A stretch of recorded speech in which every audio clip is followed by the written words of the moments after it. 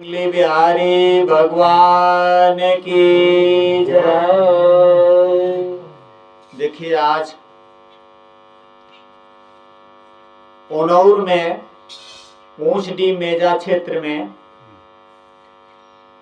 प्रयागराज जिला में आज ये सत्संग चल रहा है। बड़े भाग्य से सत्संग मिलता है। देखिए अभी आप लोगों ने बहुत अच्छा सत्संग दिया। देखिए अभी पहले जिस टॉपिक्स पे सत्संग चल रहा था कि कामी नार प्यार जिम लोभी प्यारो दाम तिम रघुनाथ निरंतर प्रिय लागे मोहि राम। तुलसीदास जी कह रहे हैं जैसे कामी को नारी प्यारी है, लोभी को द्याम प्यारा है, उसी प्रकार भक्त को भगवान प्यारा है। भक्त को भगवान प्यारा अगर नहीं है, 24 घंटे निरंतर उठते बैठते सोते जागते, तो फिर भक्त नहीं है। फिर वो नाम का भक्त है, काम का भक्त नहीं है। कहें अगर निरंतर अगर भगवान की याद, कौन से भगवान? भगवान भी इस पृथ्वी पर लोगों के मत से अनेकों हैं। सबके भगवान अलग अलग हैं। कोई किसी को भगवान मानता है, कोई किसी को भगवान मानता है। आखिर भगवान कौन है? इस पर भी तमाम लोगों के मत हैं, अनेकों मत हैं, अनेकों भ्रांतियां हैं। भगवान है कौन? किसका भजन किया जाए, किसका भजन करने से हमारा कल्याण होगा? अभी रामधनी जी बता रहे थे कि जब तक हमारे अंदर से लोभ नहीं जाएगा, लालच नहीं जाएगा, ईर्ष्या द्वेष नफरत नहीं जाएगा, तब तक हम सत्संगी नहीं हैं। तो बात तो सत्य है, लेकिन काम क्रोध लोभ मोह अहंकार कब जाएगा, इसको भी तो समझना है। अभी कह रहे थे कि ये सत्संग नहीं है। हाँ, तो आप लोग समझिए सत्संग के दो रूप होते हैं, एक बाह्य और एक आंतरिक। जब तक यह बाह्य सत्संग जो हम लोग इस समय कर रहे हैं, सब बैठकर एकजुट होकर, जब तक यह बाह्य सत्संग नहीं करेंगे, तब तक हम आंतरिक में नहीं पहुंचेंगे। ये बात आप लोग नोट कर लीजिए। अगर कोई कहे कि ये सत्संग नहीं है, तो फिर उनका यह कहना सोचना गलत है। यह सत्संग अगर नहीं मिलेगा, साकार सत्संग, तो आप निराकार में नहीं पहुंचेंगे। जैसे भी सीढ़ी न लगी रहे इस मकान में, तो आप छत पे चढ़ पाएंगे? नहीं चढ़ पाएंगे। तो सीढ़ी साकार है, और जब ऊपर चढ़ेंगे तभी आकाश खुला जो निराकार है, तभी आपको प्राप्त होगा। तो गुरु साकार होते हैं और निराकार का ज्ञान कराते हैं। जब तक साकार गुरु से हम नहीं मिलते हैं, निराकार रूपी ब्रह्म का हमें ज्ञान नहीं होता है। ये आप लोग ध्यान से समझिएगा। तो ये साकार सत्संग है। जब तक साकार सत्संग में हम अपना समय दुनियादारी का छोड़कर आएंगे, बैठेंगे नहीं, मन कर्म वचन से एकाग्र चित्त होकर सुनेंगे नहीं, समझेंगे नहीं, आचरण में उतारेंगे नहीं, तब तक हम निराकार रूपी सत्संग में नहीं पहुंच पाएंगे। ये बात आप लोग नोट कर लीजिए। और अभी बात हुई कि भगवान कौन है, किस भगवान का भजन किया जाए। भगवान तो लोगों के मत से अनेकों हैं इस भूमंडल पे। आप गिनती करेंगे तो गिनती खत्म हो जाएगी, लेकिन भगवान खत्म नहीं होंगे। लेकिन भगवान के बारे में ज्ञानियों ने, तत्वदर्शियों ने विचार किया कि आखिर भगवान कौन असली है, कौन नकली है। हाँ, नकली भगवान के भजन से और उनका भक्ति करने से कल्याण नहीं होगा। असली भगवान, अब नकली कौन है, असली कौन है? बैठिए बैठिए पहले शांति से। असली भगवान और नकली भगवान में अंतर समझिए। आप लोग सब सुन रहे हैं, ध्यान कहीं और तो नहीं है ना? क्योंकि ये बात आप लोग समझ लेंगे तो बहुत जरूरी है, नहीं फिर समझने का मौका मिला कि नहीं मिला। नकली भगवान वो है जो मनुष्य के द्वारा बनाया गया है। नकली भगवान का नाम वो है जो मनुष्य के द्वारा धरा हुआ है। ठीक है, वो सब नकली भगवान हैं। जिनका नाम मनुष्य के द्वारा रखा गया वो नाम नकली है, और जो भगवान मनुष्य के द्वारा बनाया गया वो भगवान नकली है। असली कौन है? जब पृथ्वी नहीं थी, चांद सितारे नहीं थे, जब कुछ नहीं था, उस समय जो भगवान था, शब्द रूपी ब्रह्म, उसी के संकल्प से सृष्टि की रचना हुई, उसी के संकल्प से सारा संसार बना और हमें आपको जो दिखाई दे रहा है। जब कुछ नहीं था तब वो ब्रह्म था। क्या उसने आकर किसी से अपना नाम बताया क्या कि हमारा ये नाम है, यही जपा करो? ये सब गोरख धंधा है। लोगों ने जो है दुनियादारी के प्रपंच में लोगों को, जीवों को फंसा दिया। काल निरंजन का जो ये चक्र है उसी में है ये। जब कुछ नहीं था तब भगवान था, और वो भगवान कहे आदि नाम जो गुप्त है बिरला जाने कोई। कोटि नाम संसार में जासे मुक्ति न होए, आदि नाम जो गुप्त है बिरला जाने कोई। आदि मतलब जब कुछ नहीं था तब वो ब्रह्म था, तब वो भगवान था। वो भगवान न पैदा होता है और न वो मरता है। आप लोग खूब अच्छी तरह से समझ लीजिएगा, नहीं तो फिर धोखा खाएंगे आप लोग। भगवान जो है कभी पैदा नहीं होता। तो जब पैदा नहीं होगा तो मरेगा? जो पैदा नहीं होता वो मरता नहीं, जो पैदा होता है वही मरता है। तो भगवान ना पैदा होता है और ना मरता है। इसीलिए उस भगवान को जानने के लिए तत्वदर्शी महापुरुष के पास जाया जाता है। गीता में अर्जुन को भगवान कृष्ण समझाए हैं कि उस परमात्मा को जानने के लिए तुम्हें तत्वदर्शी महापुरुष के पास जाना पड़ेगा, और तभी उस भगवान को तुम जान पाओगे। उन्होंने स्पष्ट कहा, नाना शास्त्र पठन लोके नाना देवत पूजनम, आत्मज्ञान बिन पार्थ सर्व कर्म निरर्थक। उन्होंने कहा चाहे जितना तुम वेद शास्त्र पढ़ लो, चाहे जितना तुम देवी देवताओं का पूजा पाठ कर लो, सब बेकार है। ये श्रीमद् भागवत गीता बोल रही है, सब बेकार है जब तक तुम अपने इस शरीर के अंदर, काया नगरी के अंदर जो आत्म तत्व है उसको नहीं जानोगे। और उसको जानने के लिए तत्वदर्शी महापुरुष के पास जाना पड़ेगा, जो इसके जानकार हैं। इसके जानकार भी इस पृथ्वी पे बहुत दुर्लभ लोग हैं, बहुत दुर्लभ लोग हैं। पंथा पंथी तो बहुत हैं इस समय। आप माघ मेला में जाइए, अभी हम गए थे परसों, वहां गुरुओं का बाजार लगा हुआ है। आप गिन नहीं पाएंगे कितने गुरु हैं, कितने मठ हैं, कितने मिशन हैं। लेकिन तत्वदर्शी महापुरुष बहुत दुर्लभ होते हैं। कहें हंसों की भीड़ नहीं होती, कौवा बकुला की भीड़ बहुत मिल जाएगी, लेकिन हंसों की भीड़ नहीं मिलती। तो ऐसे महापुरुष भीड़ों में नहीं रहते।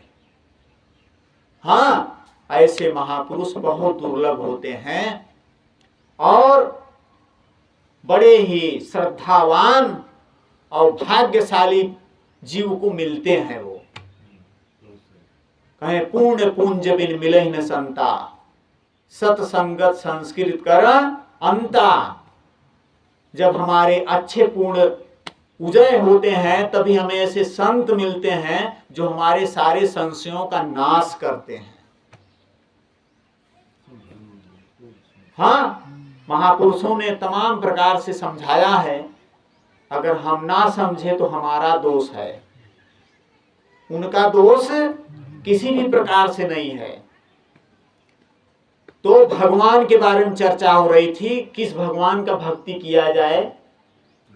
भगवान वही है जो भग से पैदा नहीं होता।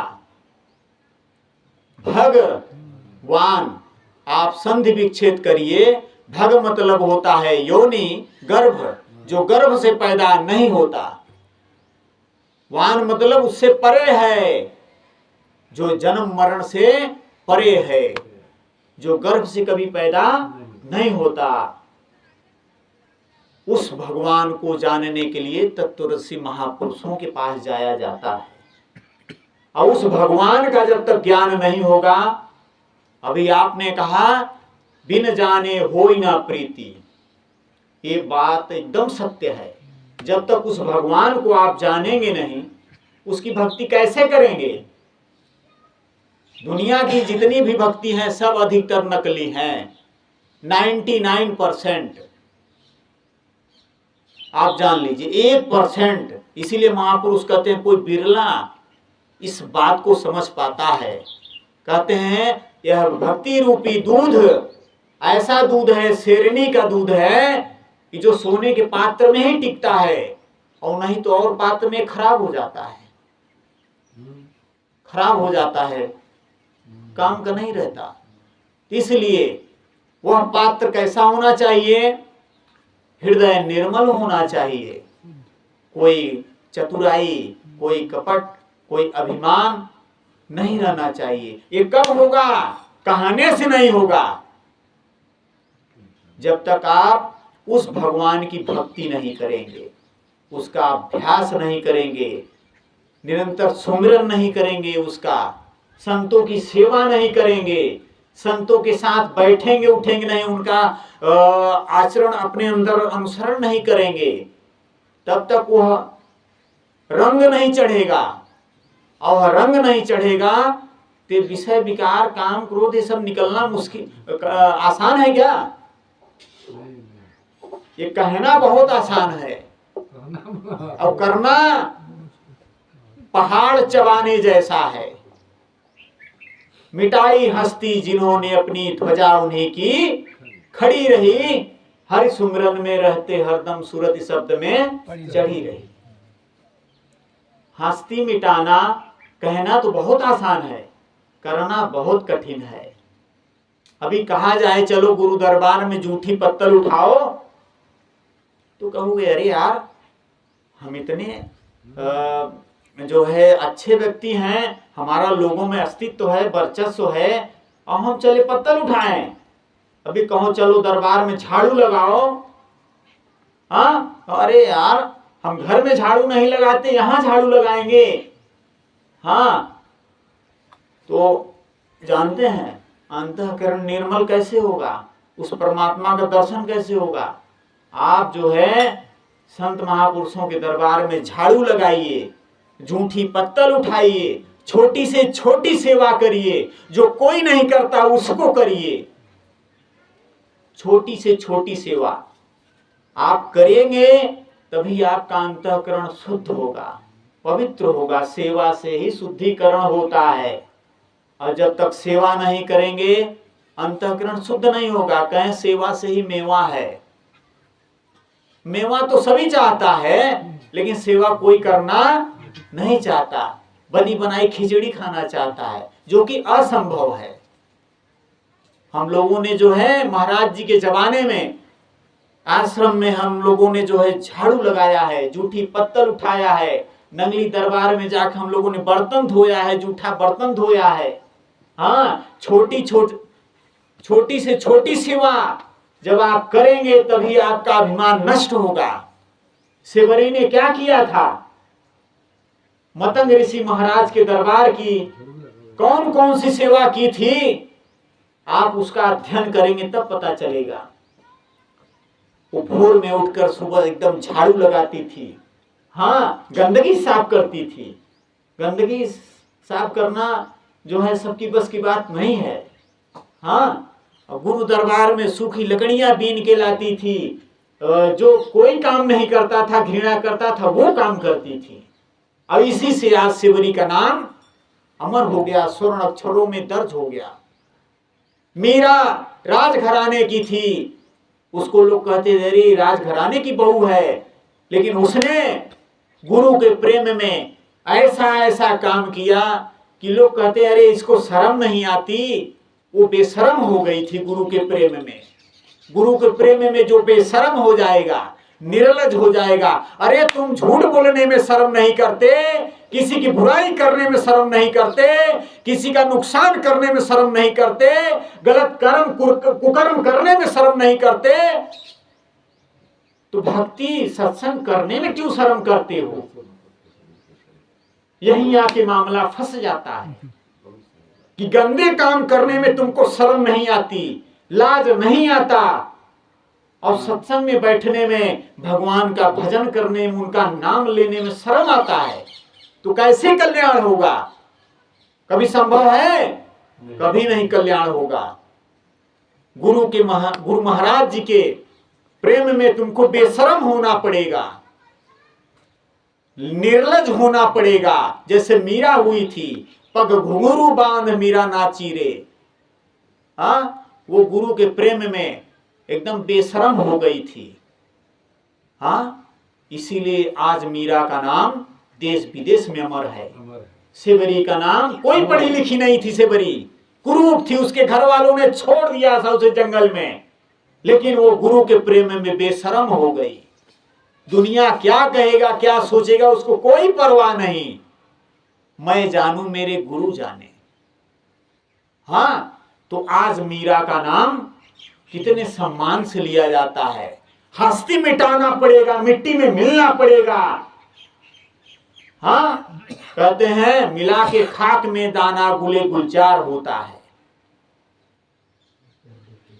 कितने महंगे बीज हम ले आते हैं, उसको मिट्टी में फेंक देते हैं, मिट्टी में डाल देते हैं। वो मिट्टी में पड़ के पहले उसका अस्तित्व नष्ट होता है, ऊपरी आवरण नष्ट होता है, तब उसका पुनर्जन्म होता है, तब नया अंकुरण होता है। अगर वो मिट्टी में नष्ट न किया जाए, डाला न जाए, उसका बाहरी आवरण नष्ट न हो, तो उसका पुनर्जन्म नहीं होगा। जिसका अंकुरण नहीं होता, समझ लीजिए वो बीज बेकार है। तो कहने का मतलब है, आज जो भी आपने कहा 15 साल 20 साल लोगों को हो गया गुरुमुख भय, लेकिन आज वैसे के वैसे हैं। उनका कोई गंदी आदत नहीं छूटा, कोई सुधार नहीं हुआ। इसी कारण नहीं हुआ कि वो जो है समर्पित नहीं हो पाए, समर्पण का भाव नहीं आ पाया। परमात्मा सोई इसी के अंदर है, लेकिन हम जान नहीं पाते, समझ नहीं पाते, बाहर ही भटक के मरते हैं। इसी कारण, क्योंकि हमारा अंतःकरण गंदा है। गंदगी में जब हम नहीं रहना चाहते तो भगवान रहेंगे? हमारा अंतःकरण गंदा है, कितने इसमें कचड़े भरे हुए हैं। तो उसको साफ करने के लिए हमें सत्संग सेवा सुमिरन करना पड़ेगा, तभी जाके संभव होगा। हम बहुत सत्संग करें, सेवा न करें। महाराज जी एक बार असनी सरकार बता रहे थे, आश्रम में हम उनके पास बैठे थे, बता रहे थे कि अर्जुन को कृष्ण भगवान ने पूरी गीता सुना डाली, लेकिन फिर भी अर्जुन लग नहीं पाया, क्योंकि उसने संतों की सेवा नहीं की। संतों की सेवा नहीं की, इसलिए वो लग नहीं पाया। गीता तो पूरा उनको सुना दिया, जिस गीता की आज कितना लोग गुणगान करते हैं, लेकिन वो लग नहीं पाया। तो बिना सेवा के अंतःकरण शुद्ध नहीं होता। अंतःकरण शुद्ध नहीं होगा तो आप भक्ति नहीं कर पाएंगे। कहें निर्मल मन जन सो मोहि पावा, और मोहि कपट छल छिद्र ना भावा। अंतःकरण निर्मल करने के लिए बार बार ये सत्संग किया जाता है, भजन किया जाता है, संतों की सेवा की जाती है तन मन धन से। और जब तक ये क्रिया नहीं करेंगे, जैसे आप कपड़ा साफ करना चाहो उसमें साबुन ना लगाओ, साफ होगा? पहले रेह से लोग धोते थे, अब साबुन आ गया, तो जब तक उस पे आप साबुन पानी नहीं लगाएंगे वो साफ नहीं होगा। उसी प्रकार जब तक संतों की सच्चे हृदय से आप सेवा हानि लाभ छोड़कर, मान अपमान छोड़कर जब तक उनकी सेवा नहीं करेंगे, उनकी आप कहते हैं गुरुवारी ठेठ भाषा में, उनकी चाकरी नहीं करेंगे, उनकी गुलामी नहीं करेंगे। कहते हैं जब से तेरा गुलाम हो गया तब से मेरा भी नाम हो गया। भजन आप लोगों ने सुना है, मेरे सद्गुरु तेरी नौकरी सबसे बढ़िया है सबसे खरी। हाँ, तो आज आप लोगों ने हमें तभी जाना जब से इनका गुलाम हुआ। अगर इनका गुलाम न बने होते, स्वीकार न किए होते हो गुलामी, तो आज आप लोगों से हमारा परिचय होता, मुलाकात ना होती, ना आप हम लोगों को जानते, हमको जानते, ना हम आप लोगों को जानते।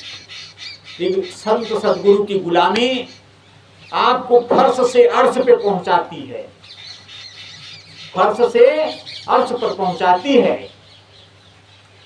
आप एक और उदाहरण समझिए, पहाड़ पे आप कभी चढ़े होंगे ऊंचाई पर, तो आप देखे होंगे बिना आगे झुके आप चढ़ नहीं पाएंगे। बिना आगे झुके चढ़ पाएंगे? अगर सीधा होकर चढ़ेंगे तो उल्टे गिर जाएंगे, चढ़ नहीं पाएंगे। ये झुक कर चलने वाला मार्ग है। गुरु महाराज जी आपको ऊंचाई का मार्ग बता दिए, अब चढ़ना आपको है, और तभी चढ़ पाओगे जब झुक कर चलोगे। ये झुक कर चलने वाला मार्ग है, और जब तक आप झुक कर नहीं चलोगे इस मार्ग पर चल नहीं पाओगे, किसी भी हालत में नहीं चल पाओगे, ये जान लीजिए। तो हस्ती मिटाना पड़ेगा, तभी यह बात समझ में आएगी जो गुरु महाराज जी समझाना चाहते हैं। और गुरु महाराज जी के प्रति आपका अगर सच्चा प्रेम रहेगा तो गुरु महाराज जी किसी न किसी के द्वारा आपको ज्ञान दे देंगे, वो बूटी पिला देंगे। हमारा भाव ऐसा होना चाहिए, हम उस योग्य हों। जब तक उस योग्य नहीं होंगे वो जाम हमको पिलाएंगे नहीं। जाम है लेकिन आप पी नहीं पाएंगे, क्योंकि अंतःकरण शुद्ध नहीं है, निर्मल नहीं है। अंतःकरण जिस दिन शुद्ध हो जाएगा गुरु का वो जाम पी लेंगे। कहें वो सत्संग वाला प्याला कोई पिएगा किस्मत वाला। प्रेम गुरु और प्रेम ही चेला। हाँ, ये प्रेम का रिश्ता है, प्रेम की बाजार है। तो इसलिए आप लोग इस बात को जितने जल्दी समझ जाएंगे अच्छा है, नहीं तो प्रलय चल रहा है। कब किसका डोला उठ जाएगा किसी को पता नहीं है। तो डोला उठने के पहले एक काम कर लो तो काम बन जाएगा। तो चलिए एक भजन सुनाते हैं, उसके बाद फिर आगे। बोलो श्री सद्गुरुदेव भगवान की जय।